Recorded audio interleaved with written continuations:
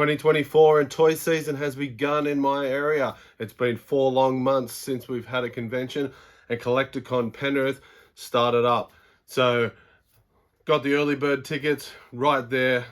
Bit of a chilly morning, but the whole crew was there. Met up with them in line, hung out for a good 45 minutes before the convention opened, then got in and just have a look at all this.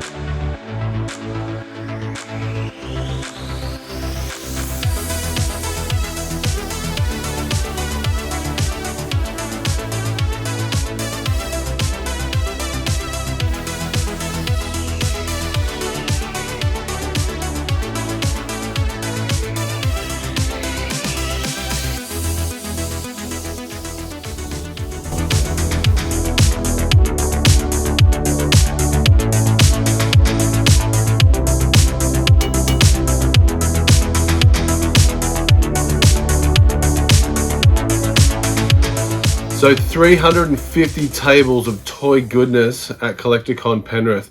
We're talking comics, toys, video games, trading cards, plush toys, modern toys, die-cast cars. Lots of stuff there for everyone who likes this hobby. And the surrounding areas, they really came out in force. It was probably one of the most packed conventions that I've been to in quite a while. Being that said, it was the first one of the year, so everyone had stockpiled their money over the Christmas holidays and the New Year period, getting ready for this convention.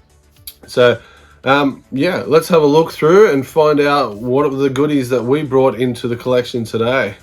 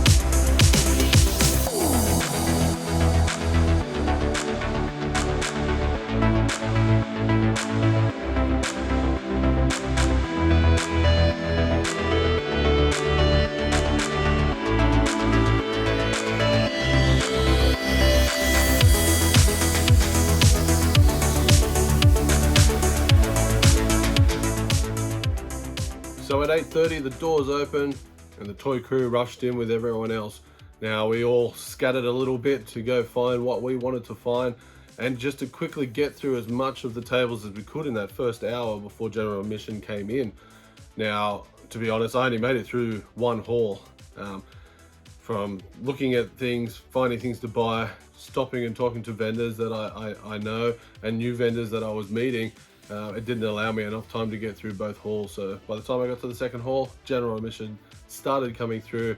It does fill the aisles and make it very difficult to sometimes navigate your way through. But at that point, I'd already picked up some goodies. So let's have a look what we picked up. So the first stall that I picked something up from was Freaky Decky Toys. Now, Deke had a box of toys there. He said everything in that basket is the same price, whatever you want to grab. I looked through there, didn't find anything, but right next to that basket was a small basket full of boglins and monsters in my pocket. So I'm still on the hunt for a few of these monsters in my pocket for the first series. And I think I've got about 16 left to go. So ended up picking up 3 more that were in there.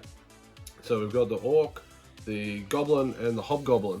So they're the 3 monsters in my pocket from the series 1 that I picked up. Now Deke even chucked in a little baggie and a little checklist in there, but both of them not in English. Don't actually know what country they're from, but definitely not English. So lately I've been really focused on Star Wars. I've been digging through all my Power of the Force figures from the 1990s, but also getting heavily into the vintage collection that are coming out today. So walking around the convention, I was noticing a lot of Star Wars that I wanted to grab, and there were a few pieces from the vintage Kenner line back in the 70s and 80s. So I only need about 4 figures for that, minus the last 17. I only have a couple of them in the collection, and my collection, they're beaters. So they were played with when I was young, had many adventures with them, but just wanted to fill out the last of those 96 figures. So Bosk is the figure that I picked up. He was just a cheapie in there. You can see he's got massive paint rub and everything on the figure himself. But like I said, I just want to fill them out. I don't want to spend too much money. I'd rather focus that money into some of the new modern figures. And that was actually picked up from Taylor's Toys and Treasures.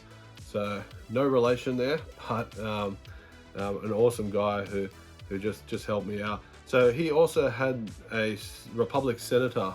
So if I'm saying this right, it's Masameda, and he primarily you see him just standing next to Chancellor Palpatine a lot during the Senate debates in episode 2 and 3. Other vintage figures that I picked up was this C-3PO. So this is the removable limbs C-3PO. So I got what I thought was a pretty wicked deal on this. I haven't seen him for quite a long time, so he was one that I thought would be a bit harder to track down, but there he was in my price range, and he still looks pretty good. That chrome, gold chrome, still looks really nice for his age. So they were the vintage figures and a modern figure that I picked up today. So I'm off moseying around, just checking out the stalls. Still early bird time, and I stumbled across something that I just had to grab. So I don't normally buy cards or trading cards, but these are the Australian Gladiators trading cards. Now these things, they were only 10 bucks for the whole set. So I am working on a Australian Gladiators sort of toy history video, and I just thought, one, these are super cool, and two, these are going to be great for that video. So I picked that up, and the gentleman there also had a bunch of the chase cards as well, so I thought, why not? Let's just grab them and enjoy them. A couple more pickups that I found just for a couple of dollars were these cool little Simpsons figures. Now, these Simpsons figures are from the Greetings of Springfield collection. Now, they were a collection that you could pick them up loose at Target back in the early 2000s, but you could also get sort of complete wave box sets of them. But the reason I picked these two up is because I have the baseline of all the figures complete. These are the rare Homer figures. Now there's I think 4 rare Homer figures, or 6. I think there's 6. But these two are the rare ones, and they were $3 a piece. So I scooped them both up and added them into my Simpsons collection. So the convention is not just about the toys and the hunt. It's become so much more. Hanging out with my toy crew, but also hanging out and spending a good chunk of time talking to a few of the vendors that we've got to know over the years. So you probably all know this guy. Look who it is, Uncle T. He's in the house. Rough Nut Toys, that's us. So Tony B is one of the legends of the toy community in Australia. Tony has Facebook auctions normally every fortnight, and he attends a lot of the conventions from Melbourne, Sydney, Brisbane, along the east coast of Australia. So Tony is well known. He's well known for his generosity, and again, that was on display today. So a couple of the items that I picked up from Tony's store was this carded Leonard Toys corpse figures. So these guys are kind of knockoffs to the G.I. Joes back in the early 90s. Now Tony had a bunch of these cards, carded ones, and it just took me back. It took me back when we used to go shopping with my parents, and my mum would say, yes, you could have one figure each time, and it was always a corpse figure, because you could get two corpse figures for the price of one G.I. Joe, probably more actually. But I got my corpse figures out just a couple of weeks ago, and I started going through them and trying to figure out which ones I needed, or which ones had sort of deteriorated and fallen over. I used to play with them in the pool, I used to bury them in the dirt, so they were in pretty rough shape. So I wanted this carded representation to be there along with my loose collection, which I'm working on. And with that said, I also found a baggie. Now this wasn't at Tony's, but I found a baggie of 4 really good condition corpse figures, and one of the things I look for straight away is, are their thumbs still there? So I got Brick Wall and Avalanche added to the collection. The other 2 I did have, and then there's just a whole bunch of accessories in there just to make the deal even sweeter. Staying with Tony's store, and the last item that I picked up from him has a little bit of a backstory to it. So if you watched Scott Crush's last TMNT pickup video, you would have saw that Scott and I bought a bulk lot of weapons together. Now we drafted them out between us, and one of the little collections that I picked up was the weapons lot for Chrome Dome. Now the bummer of that little weapons lot was it only had one of his wings in there, but Tony B, the legend he is, he had a Chrome Dome figure there, and the only weapon that he had in there was the wing that I needed.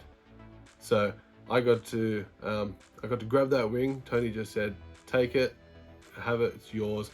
I add that now to my Chrome Dome, and my Chrome Dome is 100% complete. So look, what do you say about Tony and his family? They're I think I've already said it, legends in the toy community. So gracious, and I just love seeing him. The whole family loves seeing him. He's great with the kids. It's a part of the whole con. It's a wonderful experience. So thank you, Tony. I really appreciate that, mate.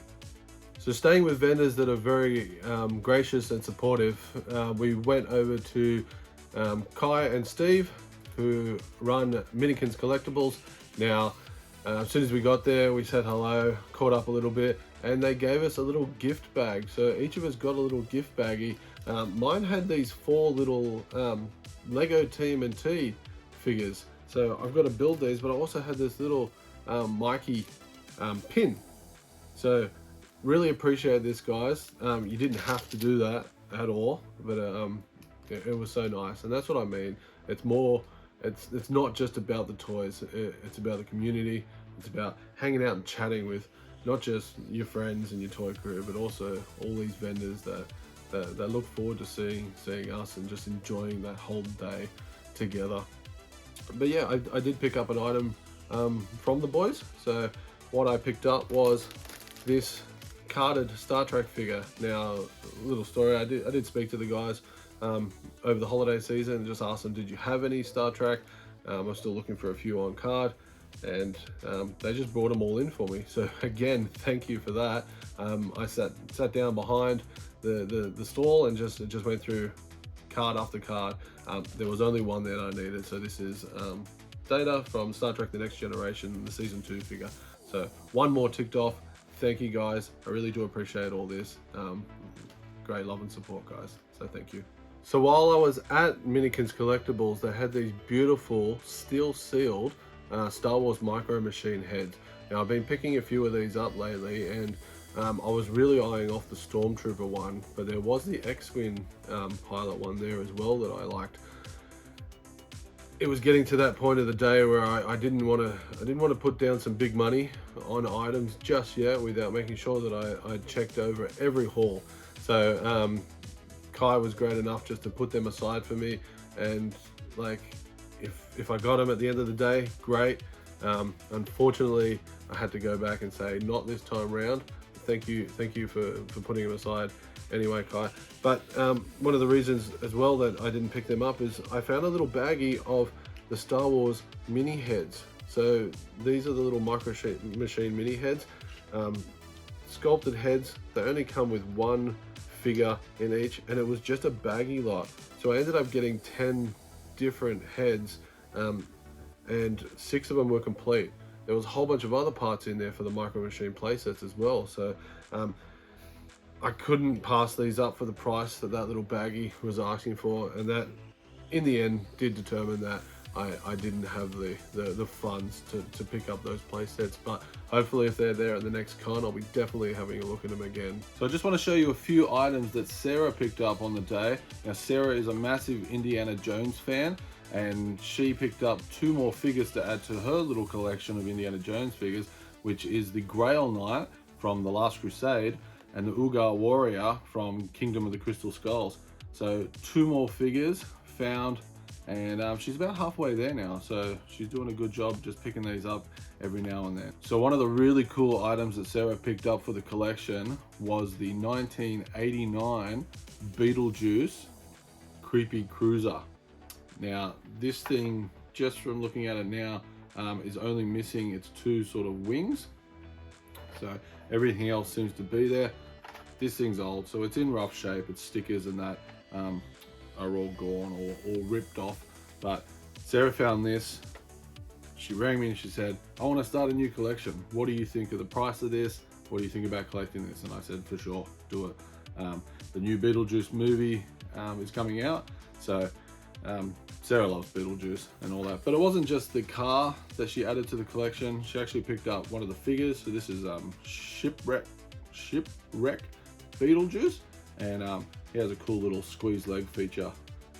And yeah, when you pop him in the car, he just fills out the start of what will be a great collection as we're on the hunt now for Beetlejuice figures and Beetlejuice vehicles. So yeah, nice pickup. So first CollectorCon in the bag for 2024. Just want a big thank you to Amy for putting on such a great event. There were food trucks and all that there now. There was plenty of people, plenty of things to look through, plenty of things to buy, as you saw. So the day as a whole, it was just fantastic. From hanging out with my toy crew to meeting new people and just experiencing what we love to do. So until the next one, guys, I wish you well and happy hunting.